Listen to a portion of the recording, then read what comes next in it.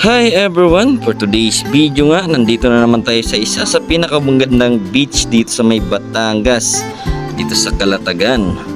Samahan nyo sana kaming mag-swimming dito at mag-explore dito sa Calatagan dahil sabi nga ng karamihan ay napakaganda doon ng lugar na to. Samahan nyo rin kaming kumain ng sea urchin at bihira lang natin matikman tong gantong seafoods. Samahan nyo rin sana kaming sumakay ng banana boat at mag-enjoy dito sa Calatagan. Let's go! Okay, let's go! Good morning everyone! Welcome back ulit dito sa ating maliit na channel. For today's destination nga natin guys, pupunta nga tayong Calatagan, Batangas. Napakaganda doon ang lugar na yon, kaya nainganyo naman tayong pumunta doon. Eto nga, kasalukuyan na nga nakasakay yung mga kasama natin. Pagkatapos na rin nating maikarga yung mga dala din natin, nag-proceed na kaagad tayo sa kalsada dahil nga sabi ng Google Map, nasa 3 hours pa daw yung biyahe galing dito sa amin hanggang doon sa may Calatagan. Time check nga natin, 2:03 na nga ng umaga. At kung bago ka pa lang dito sa channel natin guys, don't forget to like and subscribe G Colera Vlog. Paki-hit na rin yung notification bell para maging updated ka sa mga video nating bagong parating. Paki-like and follow na rin yung Facebook page natin para sa ng pangalan J Colera Vlog din. Maraming salamat.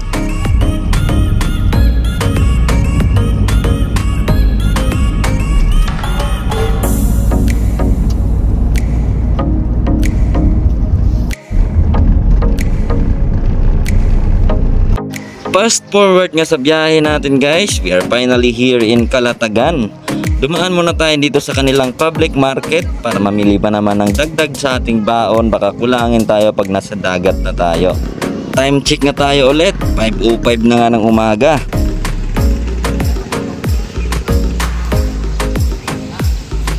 After a while nga, pagkatapos din nating mamili dito sa may Calatagan public market, ito nga sinundo na tayo ng netong may-ari ng floating cottage na gagamitin natin ngayong araw.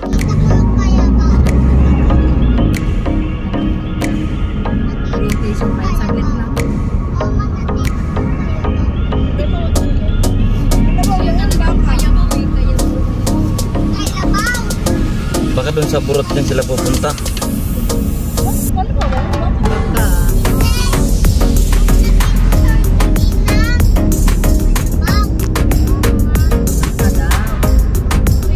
Bali yung sakayan pala ng floating cottage, nasa 5 minutes pa ang biyahe galing dito sa Calatagan public market. Ito yata yung parking. Pasok? Dito lang ibaba yung mga gamit.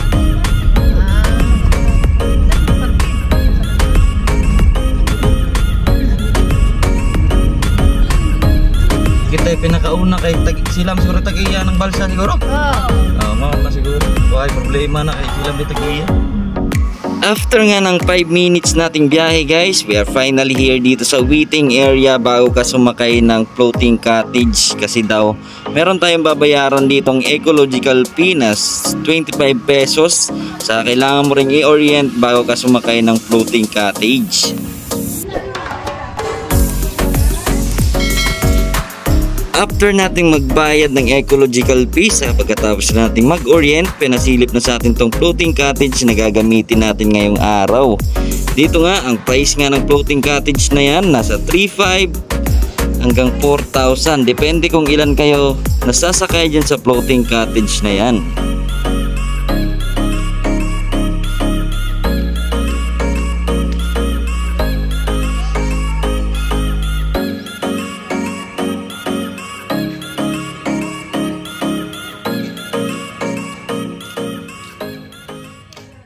After nga ng paalala sa atin dun sa may waiting area, eto nga pinasakay na tayo sa ating floating cottage kasi dadalhin daw nila tayo dun sa may sandbar, yun daw yung pinakauna nating pupuntahan. Sa part nga na to guys, makikita nyo marami pang mga floating cottage na hindi pa nagagalaw dyan. Naghihintay pa yan ng mga guests na dumating. Tayo pa kasi yung pinakaunang dumating dito, kaya tayo ang pinakaunang ihinatid dito sa may sandbar. Habang bumabiyahe kami papunta dun sa may sandbar, eto nga't napansin natin yung tubig na dito at napakakalmado. Grabe, parang napakasarap ng maligo sa mga oras na ito.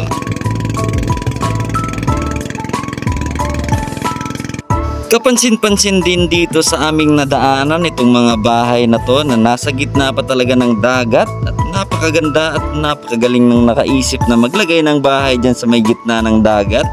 Parang dagdag na rin sa attraction nila to at napakaganda talaga. Sana naman wag umabot yung tubig dyan pag nag high tide.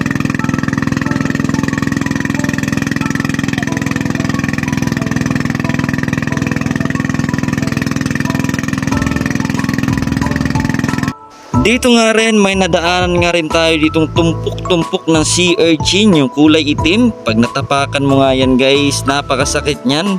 Minsan ko na rin naapakan yung ganyang sea urchin na kulay itim at napakasakit. Tinanong ko naman sa bangkero kung dito na ba tayo maliligo. Ang sabi niya naman hindi pa, doon pa sa may unahan.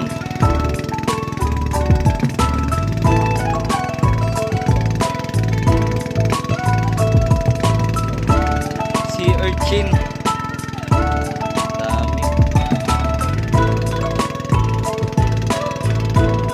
Yung little Boracay, napakaganda.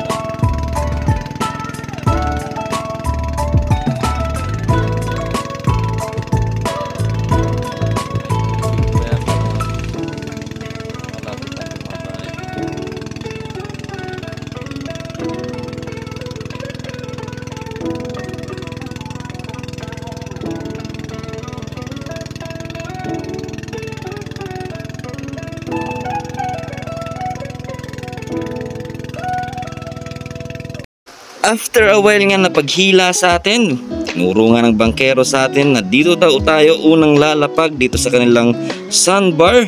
Ang problema nga lang dyan, di natin makita yung buhangin ngayon dahil mataas daw yung tubig at mamayang gabi pa daw ang baba ng tubig.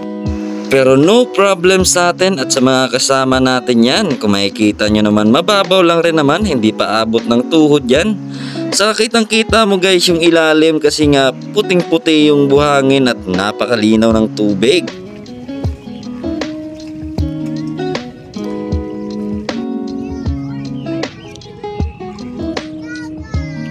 Linaw. Ito nga pala yung mga kasama natin for today.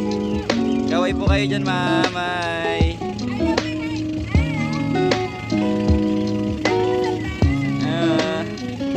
Anong pangalan yan? Yung Ju? YG? YG.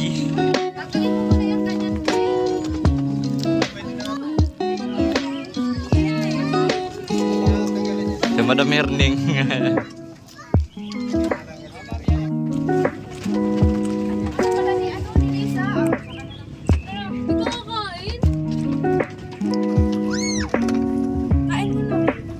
Daming kanin. Ako maligo ito oh. Spaghetti. Kain mo na bago maligo kasi almusal. Balanghoy, kamating kahoy ba? Halika na. Yeah, saging. Kanon mo di ba? Ano na? Namadam? Dito nga rin guys, naglakad-lakad tayo dito. Dito natin nakumpirma na wala pa sa tuhod yung tubig. Kitang-kita mo rin yung ilalim at napakalinaw talaga ng tubig. Habang naglalakad nga tayo, napansin nga natin tong isang starfish dito sa may ilalim ng tubig. Sabi dun sa orientation guys, bawal hawakan yan at bawal ring iangat kasi may stress daw yan. Kaway dere ba? Kaway ba?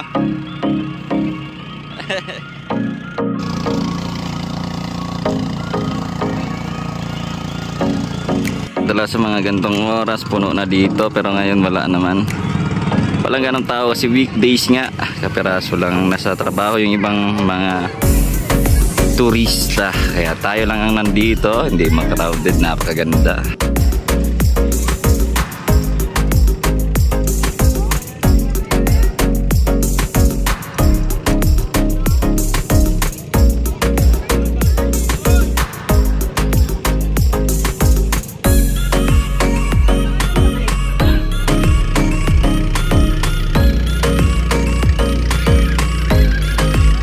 Dito nga rin sa Kalatagan guys, marami yan sila ditong mga rides na pwede mong sakyan if ever na pumunta ka dito. Meron sila ditong banana boat, saka dragon boating. Meron din sila ditong kayaking, yung transparent na kayak. Dito nga, lumapit nga sa atin si Kuya, yung driver ng jet ski habang may hinihilang banana boat. Tinanong nga natin kung magkano ang presyo niyan. Ang sabi niya sa atin, 250 per head, maximum of 12 person. Nasa 2.5 din yan guys. Medyo mabigat pero alam ko kayang-kaya yan dyan sa mga viewers nating mga mayayaman. Basic na basic sa inyo yan.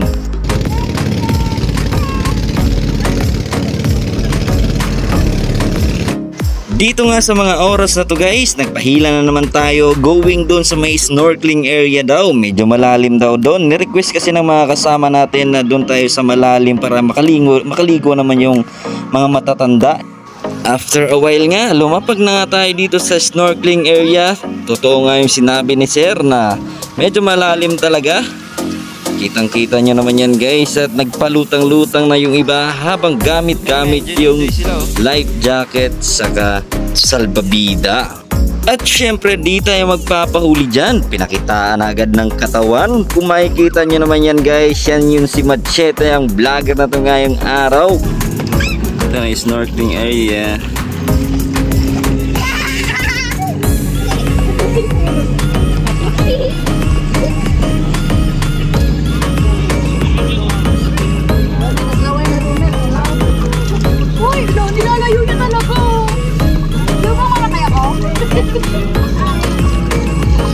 Habang nagsiswimming nga tayo, dumating yung mga kasama natin iba na may dalang isda. Yung bata pa yung may hawak ng isda, malaking shoutout sa iyo boy. Bukod nga dyan guys, meron din tayo ditong sea urchin. Ito yung nakakain kasi yung kulay itim hindi nakakain yun. Ito nga pala yung mga huli natin, kami mismo ang kumuha nito kasama nitong bangkero. Di ko na nakunan yung pagkuha namin nito guys dahil nga sumisid kami, baka mabasa yung cellphone. Pero eto na nga yung nakuha natin at napakarami, halos kalahating banyera.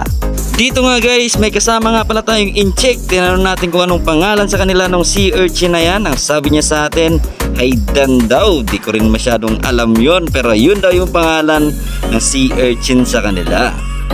The moment of truth nga, eto nga tinikman na ng incheck yung sea urchin natin. Sumama nga yung mukha niya at iba daw yung lasa. Eto na nga pala yung isda natin kanina, ginawa nilang kinilaw. Napakasarap din ng kinilaw. Meron pala tayo ditong kamuting kahoy sa saging. Napakasarap i-partner niyan doon. Ayan na, kumuha nga sila ng banana boat at magkikisakay din tayo.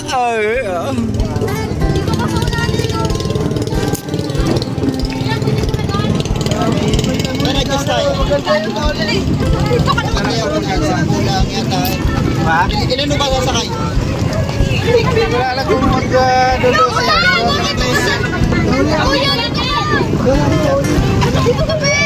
Ilan na ba? Sige, huli na ako sasakay, sige. Kunan ko muna kayo. Ilan na ba? Ilan na ba yan?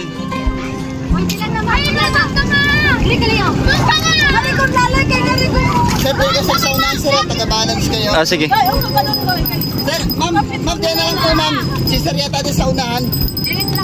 Ikaw nga sa unahan. Ilan na lang tukulang? 2, 3.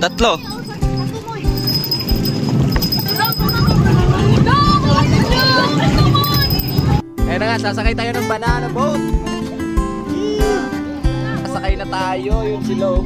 Ito sa front seat pa tayo.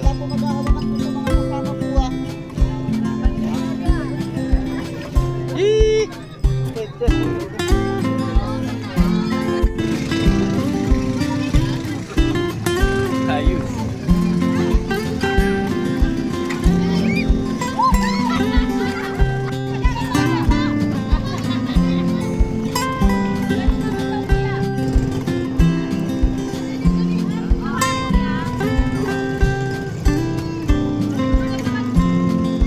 After nga nating makasakay ng banana boat guys, dito nga't nagpahila na naman tayo going doon sa may starfish area naman tayo pupunta.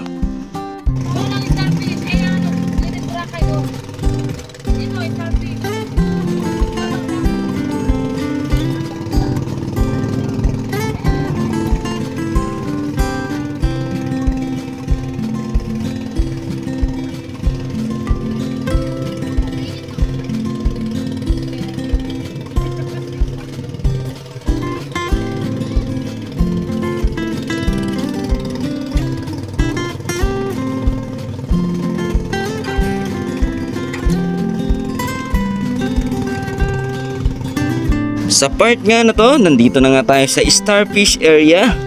Eto nga guys, kitang kita mo pa rin yung ilalim dahil nga napakalinaw ng tubig, saka puting-puti rin yung buhangin. Kita nyo naman yan guys, kapiraso lang yung mga balsa dito ngayon sa Kalatagan kasi nga weekday siya. Kaya di ganong crowded at walang ganong tao.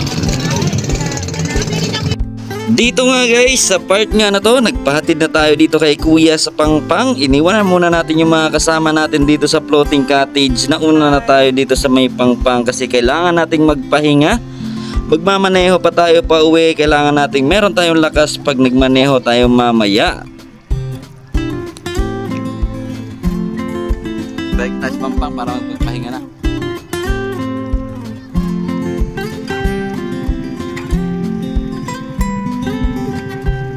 Doon ba yun? Malapit na lang pala dito yun, no? Malapit na lang.